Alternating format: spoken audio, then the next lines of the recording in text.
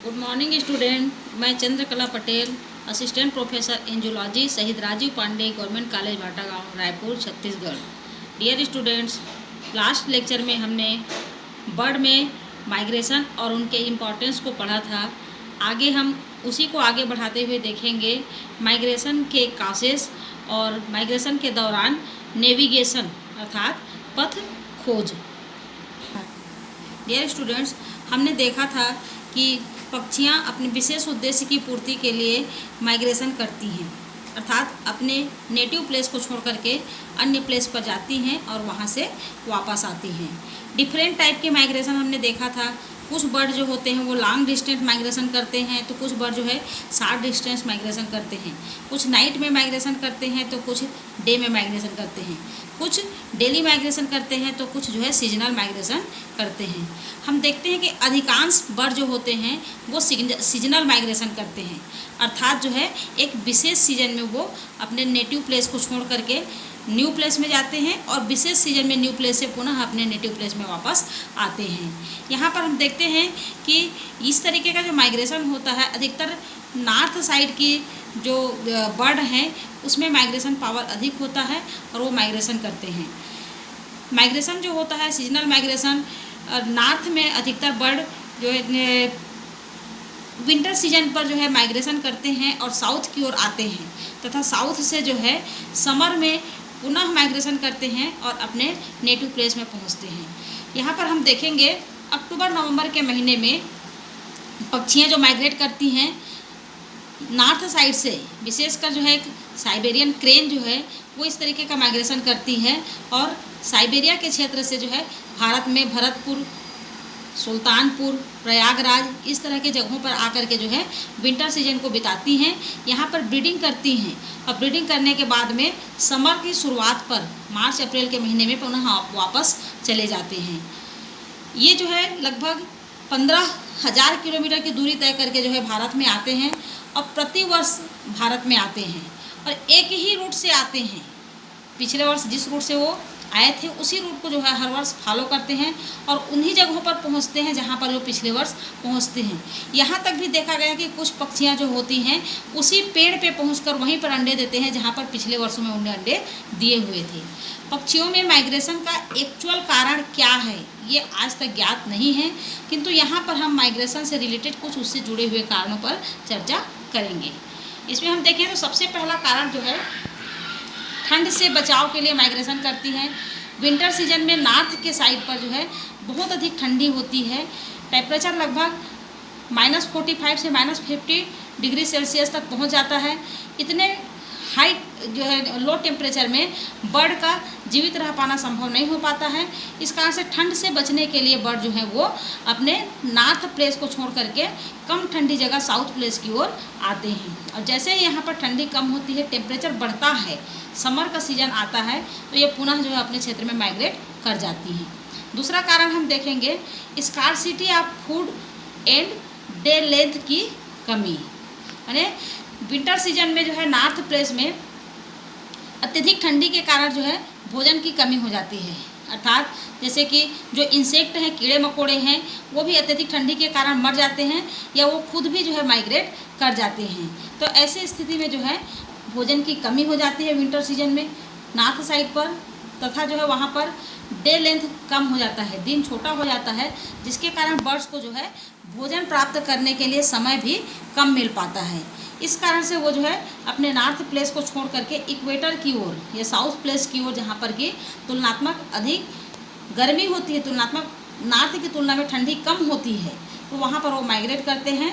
और यहाँ पर जो है वो क्योंकि इक्वेटर के एरिया में ठंड कम होने के कारण जो है तुलनात्मक विंटर सीजन में यहाँ पर जो है इंसेक्ट अधिक होते हैं, जिसके कारण से उनको पर्याप्त भोजन मिल पाती है। डे टाइम अधिक होता है, इस कारण से भोजन के लिए उनको लंबा समय मिल पाता है और वे अपने आप को जो है विंटर सीजन में साउथ क्षेत्र में आकर के जो है अपने आप को सर्वाइव करते हैं। कुछ बर्ड ऐसे होते हैं जो कि फ्रूट ईटर होते हैं।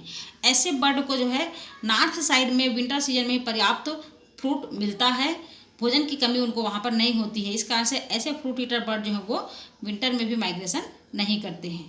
कुछ लार्ज हाक होते हैं जो जिनका कि भोजन मेमल्स और स्मॉल बर्ड होते हैं। तो चूँकि ये मेमल्स और स्मॉल बर्ड जो है विंटर सीजन में खुद ही माइग्रेट करके साउथ की ओर आ जाते हैं, तो इस कारण से उनसे जुड़े हुए जो है लार्ज हाक हैं उनको भी भोजन की कमी हो जाती है, इसलिए वो भी उनके साथ साथ माइग्रेशन कर लेते हैं। साथ ही डे टाइम के कारण जो है उनको हंटिंग के लिए भी पर्याप्त समय नहीं मिल पाता है विंटर सीजन में नॉर्थ में, इस कारण से वो जो है साउथ की ओर माइग्रेशन करते हैं। आउल देखें हम, चूँकि वो एक रात्रिचर बर्ड होता है तो उसे जो है 60 डे टाइम का कोई इफेक्ट नहीं होता, इस कारण से वो माइग्रेट नहीं करता है। क्योंकि रात्रिचर है तो दिन छोटा हो या बड़ा हो उससे उसका इफेक्ट नहीं होता है। तो इस तरीके से हमने देखा कि बर्ड जो है भोजन की कमी और जो है छोटे दिन से बचने के लिए जो है वो साउथ की ओर माइग्रेट करते हैं। अगला कारण हम देखेंगे एक्युमुलेशन ऑफ फैट, बॉडी में वसा का जमाव। माइग्रेशन के 2 माह पूर्व ही पक्षियां जो है माइग्रेशन के लिए तैयारी प्रारंभ कर देती हैं। हार्मोनल चेंजेस के कारण जो है वो अधिक भोजन लेने लगती हैं, जिससे उनके स्किन के नीचे जो है जो सबक्यूटेनियस लेयर होती है वहाँ पर फैट का संचय हो जाता है। फैट का संचय हो जाने से माइग्रेशन के दौरान जो है उनको एक्स्ट्रा एनर्जी का सोर्स बनता है फैट जो संचित हुआ है, और फैट का जमाव जो है माइग्रेशन को उत्तेजित करता है। जैसे ही जो है बर्ड के बॉडी में फैट का जमाव होता है तो उनमें जो है रेस्टलेसनेस या बेचैनी देखने को मिलती है और वो माइग्रेशन के लिए अपने आप को जो है तैयार कर लेती हैं। अगला कारण हम देखेंगे इंस्टिंक्ट एंड गोनेडियल चेंजेस, मूल प्रवृत्ति या अंतर्निहित गुण। यह जो है व्यापक रूप से स्वीकार किया जा चुका है कि पक्षियों में जो है जन्मजात गुण होता है जिसके कारण से जो है वो माइग्रेट करते हैं। गोनेट्स में परिवर्तन, जो उनका गोनेट्स है उस पर ग्रोथ होता है, उनमें परिवर्धन होता है, तो उससे जो है माइग्रेशन के लिए उनको अंतः प्रेरणा प्राप्त होती है, सेल्फ इंड्यूशन प्राप्त होती है और वे माइग्रेशन के लिए तैयार हो जाते हैं।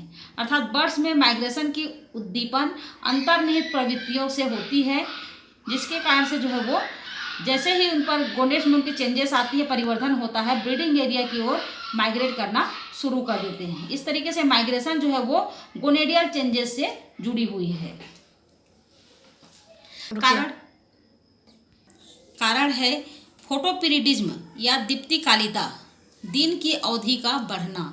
जैसे ही दिन की अवधि बढ़ती है तो बर्ड्स में माइग्रेशन को वो इंड्यूस करता है। हम देखते हैं कि डे लेंथ बढ़ने से वो दिन की अवधि का बढ़ना जो है अफेक्ट करता है पिट्यूटरी ग्लैंड और पिनियल ग्लैंड को, जो कारण बनते हैं इंक्रीज ग्रोथ ऑफ गोनेट्स, गोनेट की वृद्धि का कारण बनते हैं। और गोनेट्स की वृद्धि के कारण सीक्रेट सेक्स हार्मोन सीक्रेट होता है जो स्टिमुलेट माइग्रेशन को स्टिमुलेट करता है। इस तरीके से जैसे ही डे टाइम इंक्रीज होता है अर्थात समर का सीजन शुरू होता है तो जो है बर्ड में पुनः माइग्रेशन की क्रिया जो है वो स्टिमुलेट हो जाती है। और मार्च के महीने में हम देखते हैं कि इन इंडिया, भारत में जो है साइबेरियन क्रेन है, गीज है, स्वान है, इस तरीके के जो बर्ड हैं सेंट्रल एशिया और हिमालयन रीजन से आए होते हैं। भारत में मार्च के माह में जो है डे टाइम जैसे ही बढ़ना शुरू होता है तो ये जो है उक्तानुसार परिवर्तन के कारण बैक माइग्रेशन को प्रारंभ करते हैं, मतलब कि पुनः अपने जो है न्यू प्लेस से नेटिव प्लेस की ओर जाना जो है प्रारंभ कर देते हैं। इस तरीके से हम देख रहे हैं कि फोटोपिरिडिज्म या दीप्तिकालिता जो है बैक माइग्रेशन को प्रेरित कर रहा है। अगला हम कारण देख रहे हैं सीजनल वेरिएशन, मौसमी परिवर्तन। मौसम में परिवर्तन होता है जैसे ही, तो पक्षियों में नॉर्थ साउथ माइग्रेशन उनके गोनेट्स की आंतरिक स्थिति इंटरनल कंडीशन से स्टिमुलेट होती है। अपन ने पहले भी यहाँ पढ़ चुके हैं इंस्टिंक्ट एंड गोनेडियल चेंजेस, गोनेट्स जो होता है माइग्रेशन के से जुड़ी हुई होती है। तो गोनेट्स की जो कंडीशन है वो जो है सीजनल वेरिएशन से प्रभावित होती है। मौसम में परिवर्तन से गोनेट्स की कंडीशन में परिवर्तन होता है और इस तरीके से जो है सीजनल वेरिएशन माइग्रेशन को प्रभावित करते हैं। माइग्रेशन के लिए अगला जिम्मेदार कारण है प्रकाश। कनाडा के समर विजिटर्स बर्ड जो हैं उन पर एक रिसर्चर रवान विथ जुनकोस के प्रयोगों से यह स्पष्ट बताया जा चुका है कि लाइट जो है वो इम्पोर्टेंट रोल प्ले करता है डेवलपमेंट ऑफ गोनेट्स पर। गोनेट के डेवलपमेंट में लाइट एक महत्वपूर्ण रोल प्ले करता है और जो अफेक्ट करता है इंक्रीज माइग्रेशन को। माइग्रेशन को जो है वो अफेक्ट करता है कि गोनेट्स जैसे ही बढ़ता है तो वो माइग्रेशन के लिए उत्तेजित होता है। उन्होंने बताया कि यदि गोनेट्स का डेवलपमेंट कम हो जाए तो माइग्रेशन के लिए बर्ड को इंड्यूशन प्राप्त नहीं होता है और वो माइग्रेट करने के लिए तैयार नहीं होते हैं। लेकिन अगर गोनेट्स का डेवलपमेंट पर्याप्त होता है तो गोनेट्स का डेवलपमेंट उसको माइग्रेशन के लिए प्रेरित करता है, वो अपने आप माइग्रेशन के लिए तैयारी शुरू कर देते हैं।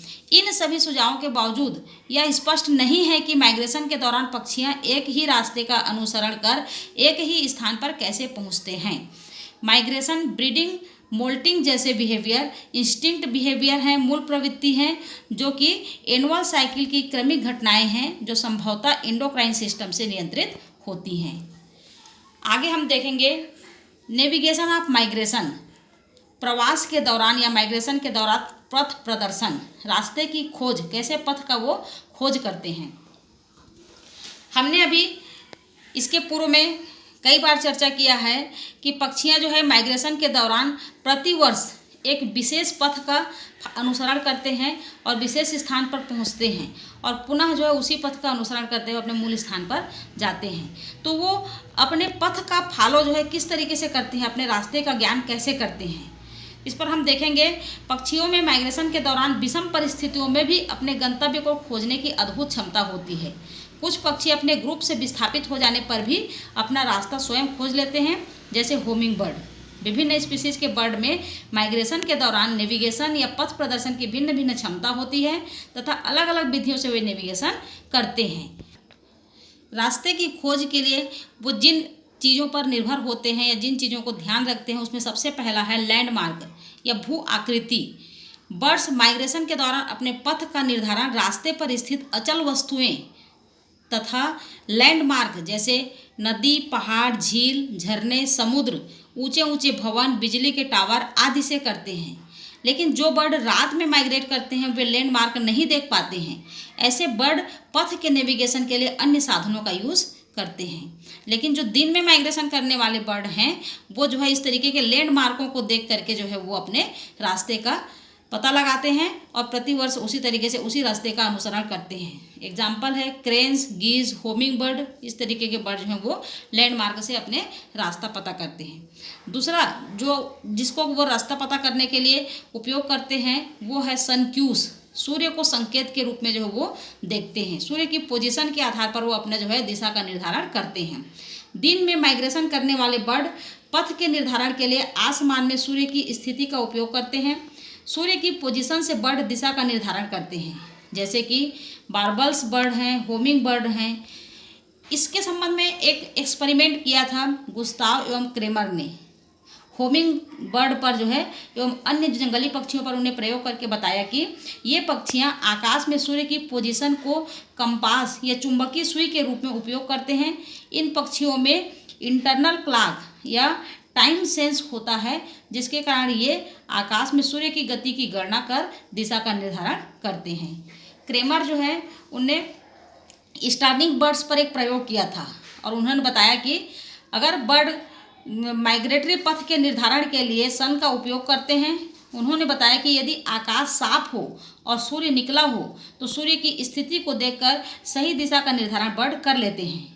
लेकिन यदि बादल हों जिसके कारण सूर्य दिखाई ना दे तो वे बेसुध हो जाते हैं, अनकॉन्शियस हो जाते हैं और सही दिशा का निर्धारण नहीं कर पाते हैं। रात्रिचर बर्ड जो होते हैं वो पथ प्रदर्शन के लिए सूर्य का उपयोग नहीं कर सकते क्योंकि रात्रि में सूर्य जो है डूब जाता है। ऐसी स्थिति में जो है ये रात्रिचर बर्ड अन्य साधनों का उपयोग करते हैं। जब बर्ड अपने इंटरनल बायोलॉजिकल क्लॉक को सूर्य के साथ कंपनसेट कर लेते हैं तो वे सन को कंपास के रूप में उपयोग कर दिशा निर्धारण कर पाते हैं। अगला हम देखेंगे स्टार क्यूज, तारा संकेत द्वारा। दिनचर पक्षी सूर्य से नेविगेशन करते हैं तो रात्रिचर पक्षी जो हैं वो स्टार नेविगेशन करते हैं और माइग्रेशन के समय दिशा निर्धारण करते हैं। अर्थात रात्रि के समय जो है तारों की पोजीशन के आधार पर जो है रात्रिचर पक्षी अपने दिशा का निर्धारण करते हैं। सावर एक साइंटिस्ट हैं, उनने प्रयोग किया था इस पर। उन्होंने सफ़ेद गले वाले बाबलर बर्ड को एक प्राकृतिक स्काई का आभास दिलाने के लिए बर्ड को एक कृत्रिम तारामंडल में रखा जो कि पिंजरे के समान था, तो उन्होंने पाया कि जब तारामंडल की रोशनी खराब थी, अर्थात तारे दिखाई नहीं दे रहे थे, क्लाउडी स्काई था, तो बारबल्स जो है स्वयं को सही दिशा में ओरिएंटेड करने में असफल रहे। जबकि रोशनी बेहतर थी, अर्थात तारे दिखाई दे रहे थे, तो पक्षियों ने माइग्रेशन के दौरान प्रॉपर डायरेक्शन को फॉलो किया। इस प्रकार सावर ने अपने प्रयोगों के आधार पर स्पष्ट किया कि रात्रिचर पक्षी नेविगेशन के लिए स्टार का उपयोग करते हैं।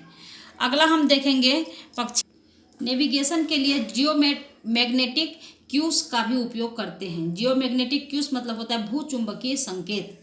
यह संकेत सबसे अधिक विवादास्पद तथा कम अध्ययन किया गया क्षेत्र है, अर्थात जियोमैग्नेटिक क्यूज पर जो है अध्ययन कम किया गया है, लेकिन कुछ वैज्ञानिकों ने अपने प्रयोग के आधार पर बताया है कि जियोमैग्नेटिक क्यूज भी माइग्रेशन में महत्वपूर्ण भूमिका निभाते हैं। मर्केल और बिल्टस्को 1964 में उनने अपने अध्ययन में पाया कि पक्षियों को जब सीमेंट के एक बड़े पिंजड़े में रखा जाता है तो पक्षी सही ढंग से ओरिएंट होते हैं और दिशा का निर्धारण कर लेते हैं। लेकिन जब पक्षियों को एक बड़े लोहे के पिंजरे में रखा जाता है तो वह चारों ओर से बल के चुंबकीय रेखाओं को प्रभावित करते हैं, जिससे पक्षी रेंडमली या बेतरतीब ढंग से ओरिएंटेड होते हैं और वो सही दिशा का निर्धारण नहीं कर पाते।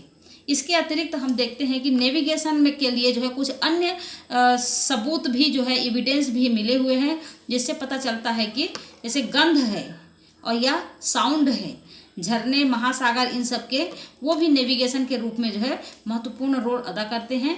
पक्षियाँ जो है इनका भी अनुसरण करके अपने पथ का जो है खोज करते हैं। इस तरीके से हमने देखा पक्षियों में माइग्रेशन का कारण क्या है और पक्षियाँ जो है माइग्रेशन के दौरान रास्ते का निर्धारण कैसे करती हैं। Thank you. प्लीज़ स्टूडेंट, अगर आपको ये वीडियो अच्छा लगा तो आप इस वीडियो को प्लीज़ लाइक करें, शेयर करें और सब्सक्राइब करें। Thank you.